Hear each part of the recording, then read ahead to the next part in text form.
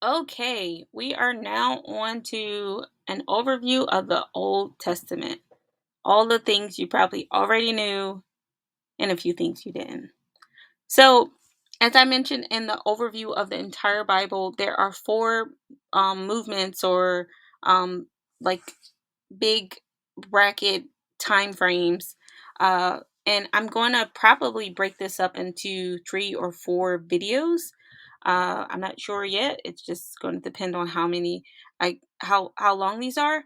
But I'm going to break down the Old Testament and the New Testament, and we're going to focus on the Old Testament right now. But I hope that this is useful information to you, and I hope that you did the exercise with writing all the things down that you remembered. And I hope that you're able to check um, what you were correct about and what you were not correct about. So let's get started. So, as I mentioned, the things that you wrote down, I I think it would be great for you to put them in order. So, the Old Testament starts in Genesis with the beginning, where it talks about the creation, it talks about Adam and Eve, the fall, and Cain and Abel. So, essentially, creation and the first family, but more importantly, the fall. Uh, you'll find that in the beginning of Genesis, and then if you continue to read, you will uh, come across Noah and the famous flood, and how basically how God said that the world was full of evilness, so He decided to send the flood to just restart, to reset, if you will, and He chooses Noah and his family, from whom all of the descendants of the earth would come after the flood. Uh, he also sends two of each kind of animal onto this ark that he commands Noah to build. And I think it's important to note that Noah didn't have to go and find those animals. God sent them all to the to the ark.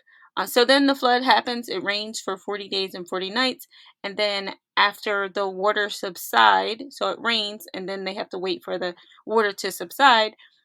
Then they finally are able to get off of the ark. And the Lord gives them a rainbow as a symbol of, or as a promise, a symbol of this promise that he makes to them, that he'll never destroy the earth in this way again. So then, after Noah and his family start to repopulate the earth, God finds that evil just it continues. Like he's pushed reset, but the same thing is happening again. And after that, we get the Tower of Babel, where the people come together and they decide they want to build a tower up to heaven, and God decides that He's going to change their languages, so that they're not able to communicate with each other. So after this, a little bit after this, we get to the story of Abraham, where Abraham comes on the scene, and God makes a covenant with Abraham. Initially, it's Abraham and his father, but um, his father, I guess, is decides not to move forward, and God decides that He's gonna work through Abraham, and He makes a covenant with Abraham, that he will be the father of many nations. So if you ever heard the song Father Abraham had many sons, that this is the Abraham that they're referring to. His name actually was Abram, and God changes his name to Abraham.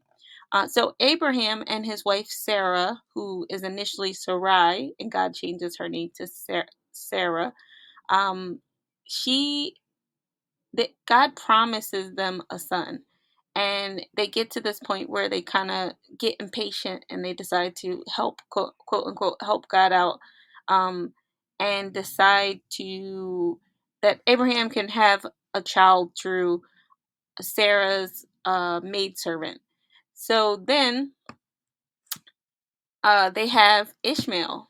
Ishmael is born to Hagar and Abraham, and eventually things don't go well with that arrangement, especially after God fulfills the promise and sends Isaac when Abraham or Sarah are like in their 90s, and and Ishmael and his mother are sent off, because God decides. decides that he's going to bless Abraham through the lineage of Isaac. And then also, you may remember that famous story about Isaac, about Abraham sacrificing his only begotten son, begotten in the sense that the only promised son, maybe we can say it that way, but he's told to sacrifice his son, and so the story goes, God sends a sacrifice in replace in as a replacement, and Isaac is spared because it was a test for Abraham. So Isaac grows up, and I believe his mother dies, and then his father sends someone away to find him a wife.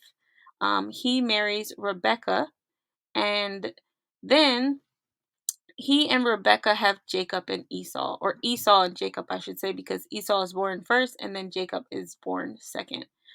And there's lots of interesting stories about Jacob and Esau, but probably the most famous between the two of them is when, there's two very common stories about them. One, Jacob, uh, or Esau sells Jacob his birthright for a bowl of soup, and then uh, later Jacob and his mother um, trick their father Isaac into giving Jacob the blessing uh, instead of Esau, the family blessing, if you will.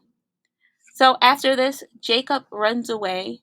And as he's on the run, and he runs away because his brother is angry and he wants to kill him, essentially. And so his mother, Rebecca, tells him to run away and to go to where her brother is, her brother Laban, to go stay with her brother Laban. And on the way that he's headed to Laban, Jacob basically says, Jacob basically has an encounter with God. I believe this specific encounter is when he sees angels walking up and down a staircase or a ladder, which is commonly referred to as Jacob's ladder. So he has one of his first encounters with God there, and then he goes on to live with his uncle Laban, where he ends up marrying his two daughters, Leah and Rachel. There's a bunch of drama around Leah about how he ended up marrying Leah and Rachel, but from Leah and Rachel, he has many sons. Actually, Leah, Rachel, and both of their maidservants. So, from 4 women, Jacob ends up having 12 sons. And then um, after many years of living with Laban and being taken advantage of, Jacob decides to go back home. God tells him to go back home, where he is concerned that he will not be welcomed by Esau, his brother. But in fact, he goes back, and his brother, I guess, has forgiven him and does welcome him warmly, and his entire family, and all of the livestock that he has with him, and things are good. So while Jacob is back home, um, his son Joseph, which is his 11th son. His 12th son is Benjamin, but his 11th son, Joseph, is his favorite son, and because of this relationship, or because his brothers understand that he's the favorite, they are jealous of him, and they end up selling him into slavery. Uh, when he is sold into slavery, he's sold into slavery in the country of Egypt. And because the Lord is with him, he is elevated, or he has a spirit of excellence on him. And first, he is managing someone's household, and then he gets thrown into jail for something that he didn't do. And then he basically ends up uh, managing the jail that he's in, and then he is able to interpret dreams, and eventually he gets the opportunity to interpret a dream for Pharaoh, and tells Pharaoh that he needs to find someone that can manage the situation that is coming for the world and their country. and Pharaoh decides that he's just the man for the job. And after he is in this job, so he gets out of prison, and after he's in this job for about, I believe, 7 plus 2 is 9, maybe 9 years, his brothers actually come to Egypt to buy food, and after a very dramatic story, and rightfully so, he is reunited with his brothers and then his father and then his entire family. So much so that because he understands there are several more years of famine or danger for the world, or for, I guess, a region. He tells his family to come to Egypt, and he says, "I'll take care of you." So all of the Israelites, all of oh, I forgot to mention that Jacob's name is changed to Israel when he returns home. So that's right about here. His name is turned to Israel here. So the all of his descendants are referred to as Israelites. So uh, Jacob, all of his sons and their families, they all move to Egypt, and that is how the Israelites come to be in Egypt. So this is the first part of of the of the Old Testament.